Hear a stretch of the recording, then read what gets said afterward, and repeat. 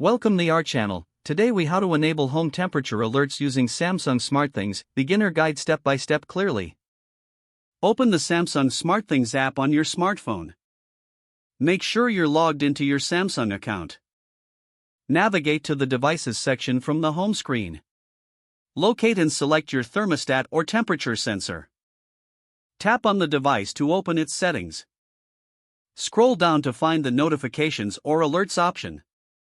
Select temperature alerts or a similar setting. Enable the toggle next to temperature alerts.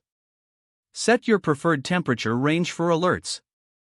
Choose how you would like to receive notifications, such as through the app or via text. Review your settings to ensure everything is correct. Save your changes by tapping on the Done or Save button. Your home temperature alerts are now enabled.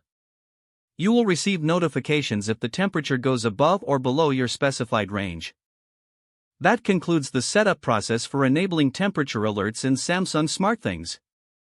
If the page does not load, refresh the browser or try again in a private or incognito window. Make sure you are using the correct email address, then retype it carefully to avoid small typos. If your password is not accepted, use the reset option and create a new strong password you can remember. Check your spam folder for verification or security emails, then complete any requested confirmation steps. Enable two-factor authentication if available to improve account security and reduce unauthorized access risk. After signing in, review your profile details so your contact information and settings are accurate and current. If you see an error message, note it down and try again after restarting your device and internet connection. Log out when you finish, especially on shared devices, to keep your account and payment information secure.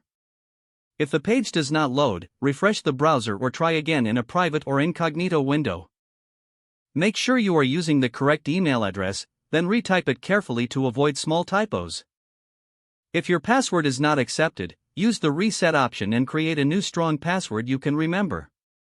Check your spam folder for verification or security emails, then complete any requested confirmation steps. Enable two-factor authentication if available to improve account security and reduce unauthorized access risk. After signing in, review your profile details so your contact information and settings are accurate and current. Don't forget to like this video and subscribe to our channel for more step-by-step tech guides.